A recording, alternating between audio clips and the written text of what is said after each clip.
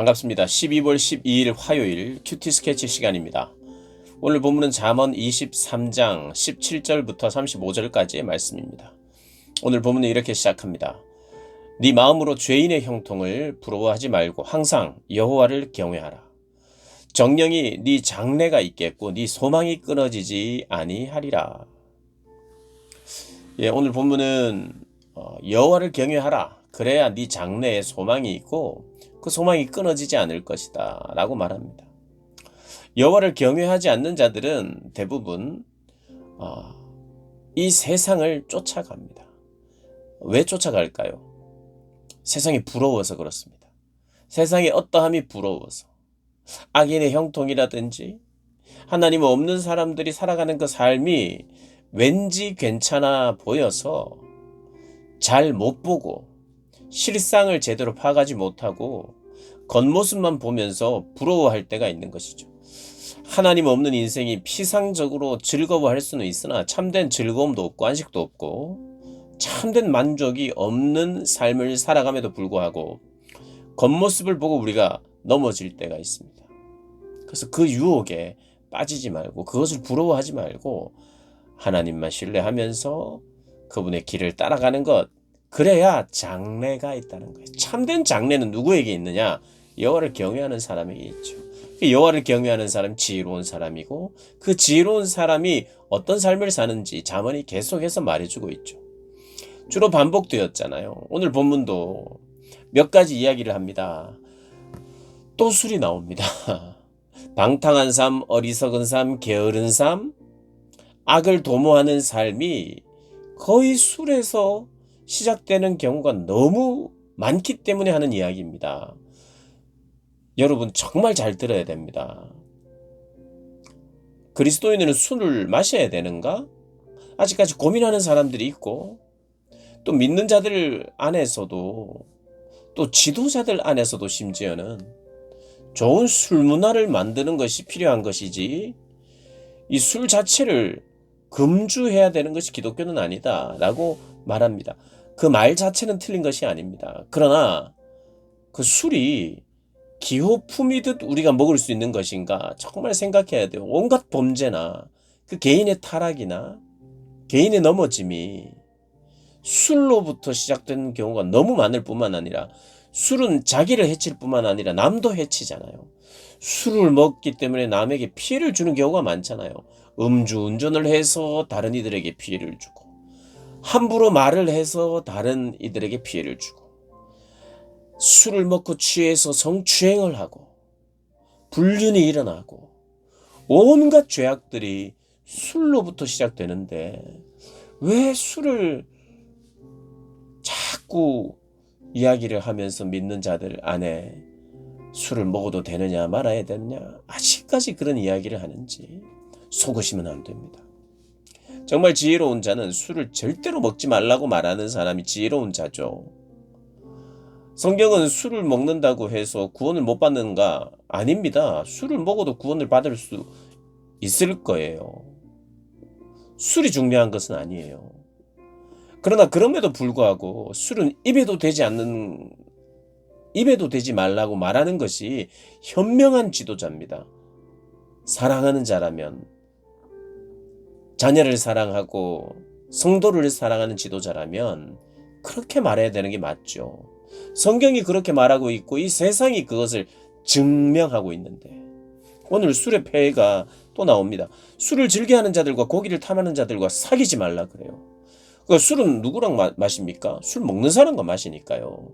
술을 즐겨하는 자들을 사귀지 말래요. 사귀다 보면 자꾸 술을 마시라고 권면하고 또 내가 술을 마시면 술을 마시고 마시다 보면 또 술에 빠지기도 하니까 사귀지 말라는 거예요.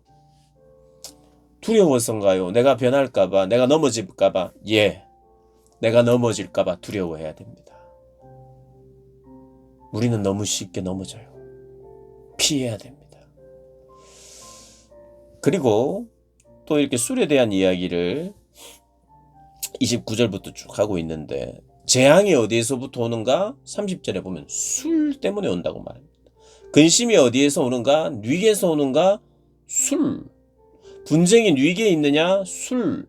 원망이 누이에 있느냐? 까닭없이 상처가 누이에 있느냐? 붉은 눈이 누이에 있느냐? 30절에 술이 잠긴 자에게 있고 술 취한 자에게 있다는 거예요. 재앙이 있고 근심이 있고 분쟁이 있고 원망이 있고 상처가 있다는 것입니다. 31절에 포도주는 붉고 잔에서 번쩍이며 순하게 내려가나니 술은 그냥 술술 넘어가는 것 같아요. 그냥 넘어가면 아무 문제 없을 것 같아요. 그냥 자연스럽게 넘어가니까. 이게 무슨 재앙이며 근심이겠느냐는 거죠. 오히려 근심이 사라지는 것 같으니까. 여러분 술 먹으면 근심이 사라집니까? 잠깐 있는 것이죠. 그렇게 반복하면서도 어리석은 일을 하는 게 참 죄인입니다. 오히려 근심이 생길 뿐이에요. 재앙과 분쟁과 원망이 상처가. 그래서 자연스럽게 넘어가는 것 같지만 결국에는 어떤 일이 생기느냐. 32절에 그것이 마침내 뱀같이 물 것이요 술이 내 발목을 잡습니다. 뱀처럼 뭅니다. 독사같이 쏠 것이다. 여러분 술을 끊으셔야 합니다. 술이 우리를 물 것입니다. 33절에 또 네 눈에서 괴이한 일이 보일 것이요 네 마음은 구부러진 말을 할 것이며 네 눈에 괴이한 것이 보이고 네 마음은 구부러지고 너는 바다 가운데 누운 자 같을 것이요 돛대 위에 누운 자 같을 것이며 네가 스스로 말하기를 사람이 나를 때려도 나는 아프지 아니하고 나를 상하게 하여도 내게 감각이 없도다. 내가 언제나 깰까? 나는 그렇게 말한다. 괜찮다. 그래서 감각이 없어지는데도 불구하고 내가 깨면 또 술을 찾는 것. 반복되는 거예요. 중독이 일어나죠. 이 어리석은 자리에서 우리에게 계속해서 떠날 것을 요구합니다. 오늘 본문은 다른 이야기도 있습니다. 진리를 사고 팔지 마라. 진리는 계속해서 추구하고 내가 채워내야 될 것이지 팔아서는 안 된다. 그리고 좀 중요한 말도 나와요. 24, 25절에는 의인의 아비는 크게 즐거울 것이요 지혜로운 자식을 낳는 자는 그로 말미암아 즐거울 것이라. 네 부모를 즐겁게 하며 너를 낳은 어미를 기쁘게 하라. 지혜로운 사람은요 하나님을 기쁘시게 합니다. 악인들을 기뻐하지 않아요. 음녀를 기쁘게 하지 않습니다. 자기를 기쁘게 하지 않고 하나님을 기쁘시게 하고 지혜로운 자는 사랑하는 이들을 기쁘게 합니다. 특별히 부모를 기쁘게 하라라고 말합니다.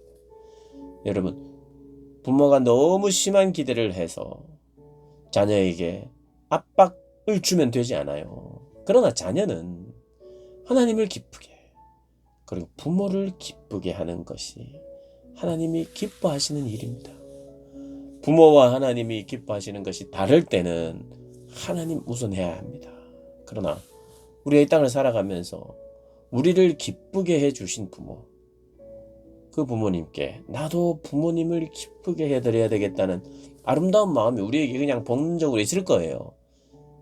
그것을 위해 살아가야 합니다. 그리고 아까 말씀드렸듯이 술이 게으름을 낳고 술이 악함을 낳고 술이 나쁜 결과를 낳는다는 것을 오늘 또 반복적으로 이야기하고 있기에 여러분 술뿐만 아닙니다. 술만 내가 안 먹으면 이제 난 모든 것이 괜찮은 사람이다. 그렇지 않죠. 술과 같이 나를 빠지게 만드는 것, 중독에 빠지게 만드는 것, 파괴하는 모든 것이 악한 것이죠. 내가 하는 어떤 것이 악함을 낳는다면 부모를 기쁘게 하고 하나님을 기쁘게 하는 것이 아니라 오히려 하나님을 슬프게 하고 부모를 슬프게 하는 것이라면 그것은 악한 결과를 낳습니다. 술과 비슷해요. 술을 마심으로 생기는 결과, 그 결과와 비슷한 것들을 우리가 추구하고 있는 것이 있다면 그것은 버려야 하죠. 끊어내야 하죠.